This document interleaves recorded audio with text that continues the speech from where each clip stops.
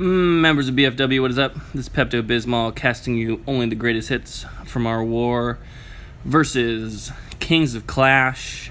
Overall war details, I think that we had this one. We faded down the stretch, but it's much better than getting blown out. And I think that overall, there have just been a lot of hiccups and false starts, there's been a lot of smoothing out to do since we had that double merger. I think what we saw was that we had a lot of different bases coming in, mixing with our bases we had a very different and a very wide kind of construction, offensive, defensive capability. And so, really what we saw were the kinks of trying to iron that out. I think a lot of these clans, at this point, it's just consolidate, get bigger. They've been around for a long time.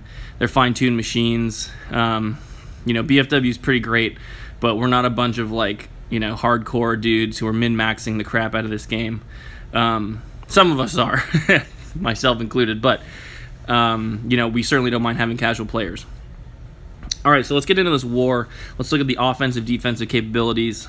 Obviously, Thomas was the main force. We completely wasted his effort. He pulls up a six-pack on their number one, their number two, does really well.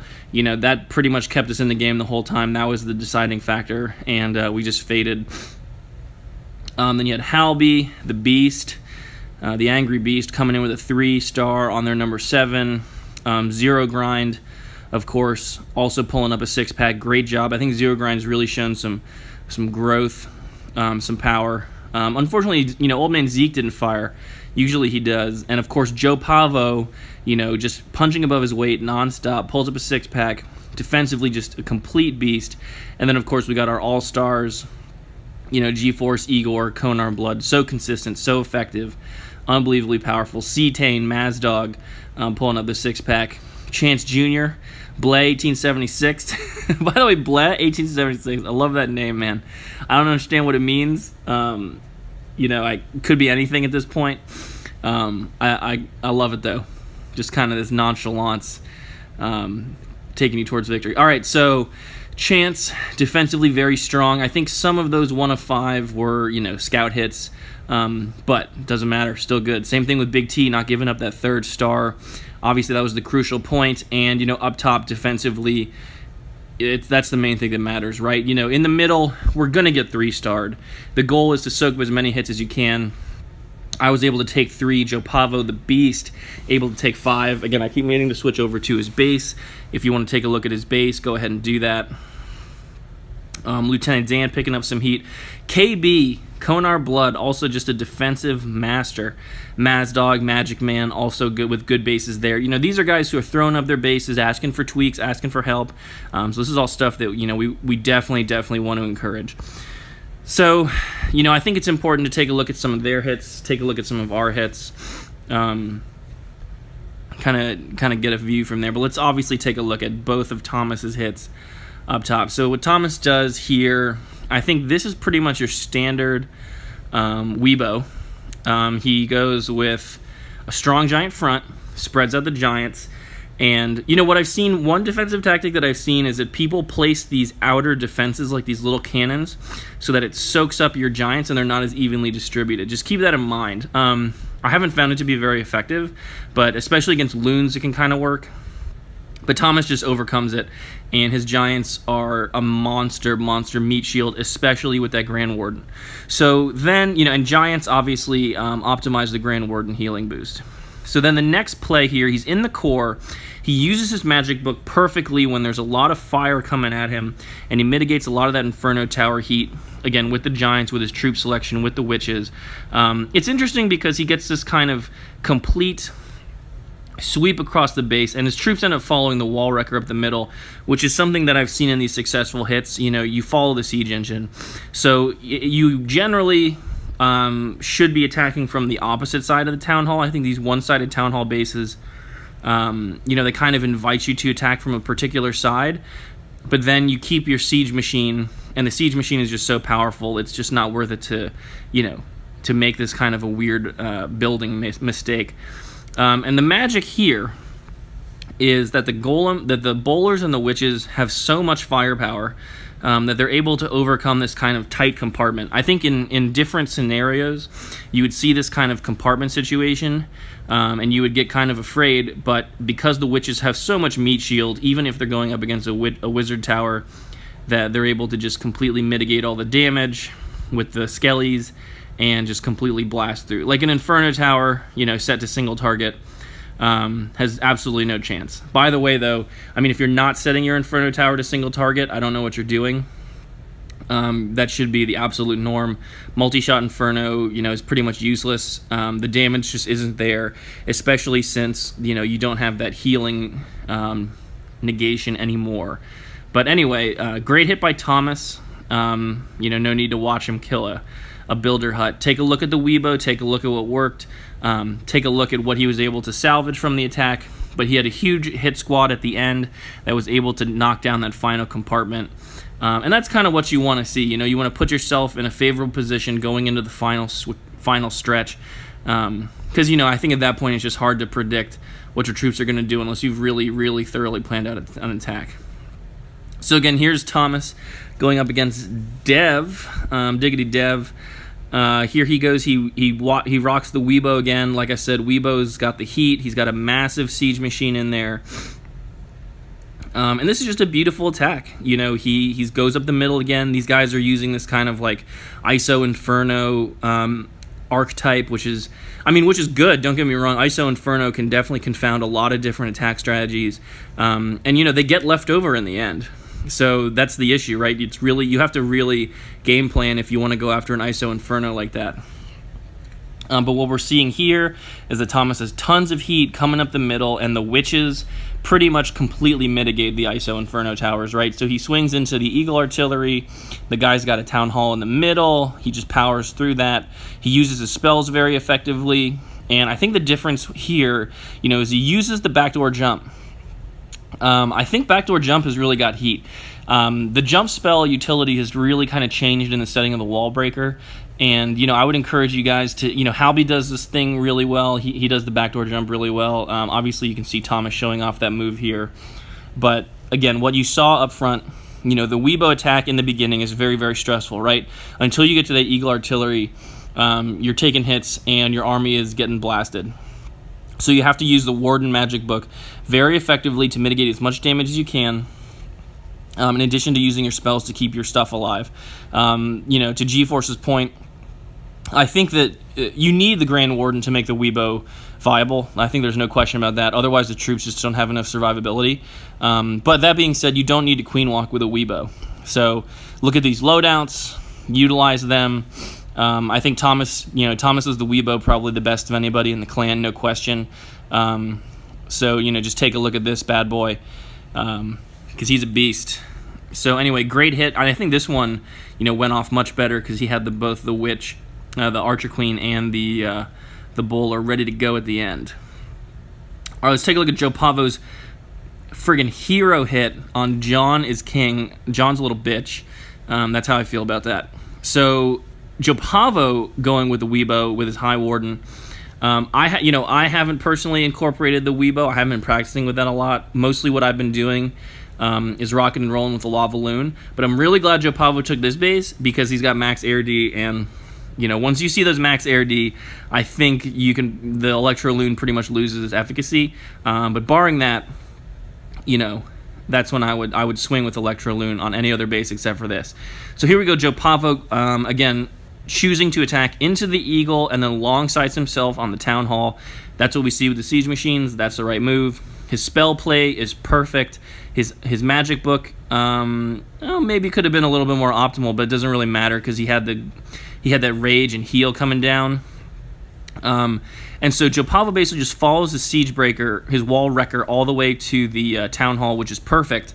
And, that's pretty much what you want to see, right? So the nice thing, there's two things about Joe Pavo that I think he did really well. Number one, he followed his Siege Breaker to the main core, with the Bowlers, Giants, Witch combo. Your Siege Breaker will pretty much stay alive.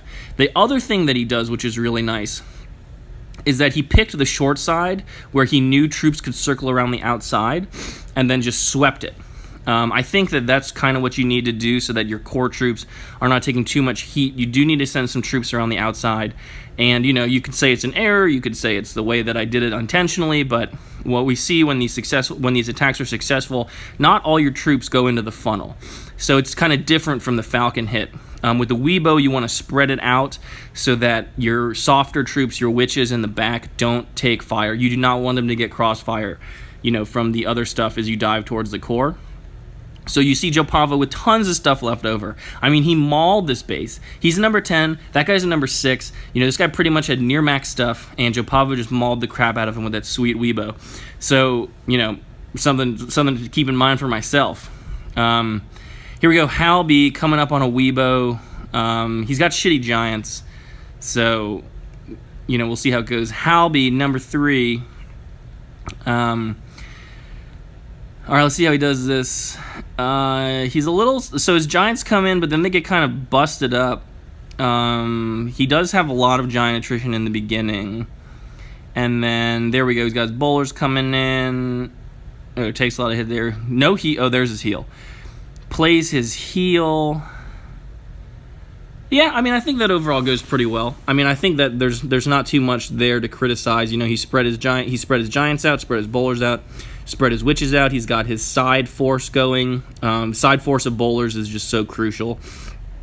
And then, of course, he long-sides himself against the town hall, so it's nice and easy. He can rip through the whole base. And, again, I would not advise any of you guys to do that kind of long side like that. I think town hall needs to go in the middle, because otherwise that wall breaker just wrecks the whole base, and then you can't even get rid of the backdoor jump. I think Halby did waste a spell slot there with the backdoor jump. Hard to say entirely. I mean, feel free to fight me on that. I don't feel too strongly about that call, but otherwise he's got tons of troops left over, and he does a very, very good job with his initial and secondary spell placement outside of that jump. So, Halby, he's so fucking angry. He'll yell at you for basically everything, but at the same time, good clasher, and he's been a big flabby wabbian for a long time. So again, showing off his skills with this hit. He's got tons of troops left over, always a measure of a good hit, and showing that there is a lot of power to the Weibo, especially if you get those witches going. So good job, Halby. Great hit, and again, showing off those Weibo skills as we transition over to those particular moves. All right, let's take a look at Zero Grind. Yet another 6-pack. Zero Grind, what are you doing here, my friend? Here we go. Oh, interesting. Hog. That's great. Yeah, this guy just has a bad clan castle placement. So, Zero Grind, going with, this is kind of a riff on Halby. I call it the Halby when you use a baby dragon. It's probably the Dunbar, if we're going to be honest here. But anyway, you got the Wall Wrecker, you got the double baby dragon, and then he's just going to hog the shit out of his base. Wow, Zero Grind. True innovator. So there we go. His Wall Wrecker's still moving, and then he's got these bowlers coming in, and he hasn't even deployed the core of his force. This is fascinating. So Zero Grind, really branching out here, really with a thoughtful hit. This is really nice. You don't see these like elegant little micro hits anymore.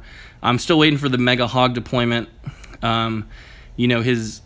Ooh, okay, so this is, obviously a big risk of this kind of style of hit is that the healers are on the bowler and not the queen. So whenever you get the healers off the queen, it's a very scary time. Again, that's the big problem with the queen bowler walk. Oh, here come the hogs.